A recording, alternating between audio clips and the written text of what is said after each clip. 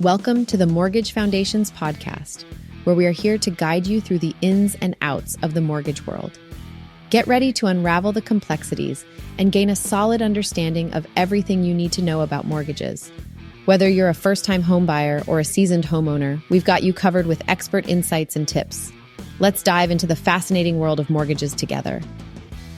In today's episode, Tyler Cowell, the principal broker of Mortgage Foundations, FSRA number 13614, will discuss capital gains and how they apply to the sale of properties in Canada. I will preface this podcast by mentioning that on top of being a full-time mortgage broker, I am also a CRA authorized representative as I perform tax preparation for clientele as well. Everybody's tax situation is different, and it is important to consult an accountant to fully understand your current and potential future tax implications before making decisions that could lead to increased taxation.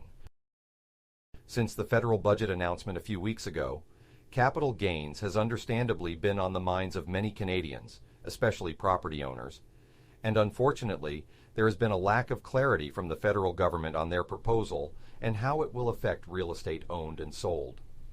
This lack of clarity has led many to question exactly what is going to happen and how the changes will affect them. In fact, I had a call last night on this exact subject and decided to write this week's podcast focusing on capital gains, their potential for tax implications, and some common misconceptions around them. I will touch on the proposed changes later.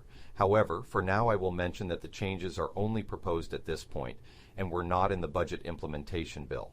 We may very well see that the federal government scraps or walks back their plan before the June 25th date they have proposed, kind of the same way they did with the Bear Trust issue, a mere couple of days before the tax filing deadline.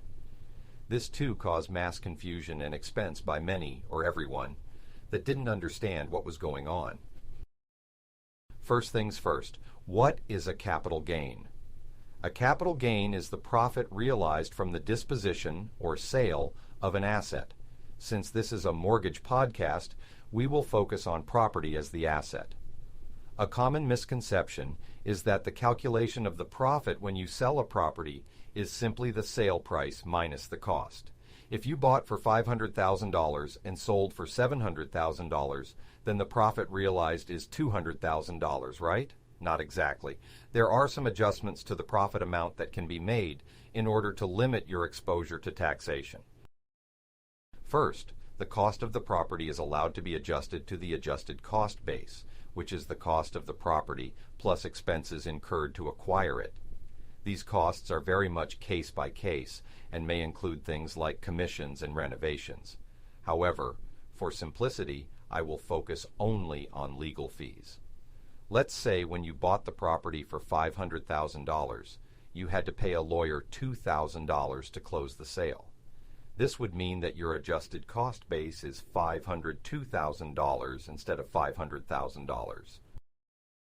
The next adjustment that can be made is the expenses that were incurred to dispose or sell the property. It is customary to pay realtor fees when selling a property, and 5% is a common amount. Therefore, on a $700,000 sale, you would incur $35,000 in realtor fees. You would also likely incur legal fees when selling a property as well. Let's say the legal fees to close the sale were $2,000. These expenses would total $37,000 and can be deducted from the profit. Therefore, if you sold a property with an adjusted cost base of $502,000 for $700,000, while incurring expenses of $37,000 to do so, your actual profit on that property would be $161,000, not $200,000. This would be your capital gain on the sale of the property. I will note here that not all properties are subject to capital gains taxation, and there are exemptions. For simplicity, I will mention that the main exemption is your principal residence, no matter how much profit is realized while selling it. The CRA is very clear on what makes a property a principal residence, and basically, it is where you live and call home. I am sure the federal government would enjoy the opportunity to tax the principal residence. However, for the time being, it is exempt. Many other properties are not, and these include investment properties, cottages, and others. As mentioned previously, consult a professional to ensure that your understanding is correct. Another common misconception is that capital gains are taxed at 50%, and while it is kind of correct, the understanding of it sometimes isn't clear, noting that the confusing Canadian taxation system is the full cause of the lack of clarity. If we use the property sale example from before, many believe that the full profit of $161,000 will be taxed at 50%. However, the profit is instead reduced by 50%, and this amount would then be taxed at your marginal tax rate. Therefore, $80,500, half of $161,000, would be added to your income for the year. The maximum that any Canadian would pay on a capital gain is actually closer to 27% once the adjustment is made, and the majority of Canadians pay much less than this.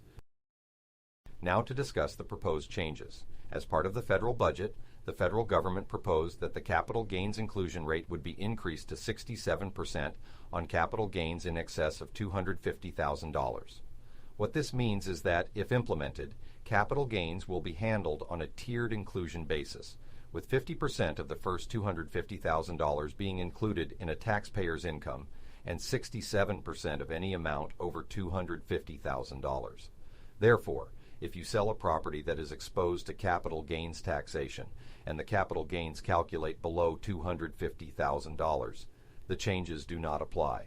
Even though it is currently just a proposal, it is very important to discuss your current or potential situation with a professional, as this is very much on the radar of the federal government, and if it doesn't happen sooner, it may just happen later on. If implemented, these proposed changes can prove to have a huge impact on future property sales, future taxation, and estate planning. In summary, capital gains are taxed on the sale of property in Canada. However, there are exceptions. Most notably, the proceeds from the sale of a Canadian's principal residence are exempt from taxation. Capital gains on the sale of non-exempt properties are currently included in a taxpayer's income at a rate of 50%, and there is proposed changes for capital gains of more than $250,000 to be included at 67%. I highly recommend speaking with an accountant in order to understand your situation and how best to plan for these potential changes. For any mortgage-related questions, feel free to reach out to me at 905-440-5392. I would be happy to help out. In today's episode, we explored capital gains and discussed how they apply to the sale of property in Canada, including exemptions and potential upcoming changes to them. We hope you found today's episode informative, and don't forget to hit that subscribe button to stay updated for our next episode. Thank you for tuning into Mortgage Foundations, and remember, every home starts with a foundation. Your mortgage should too.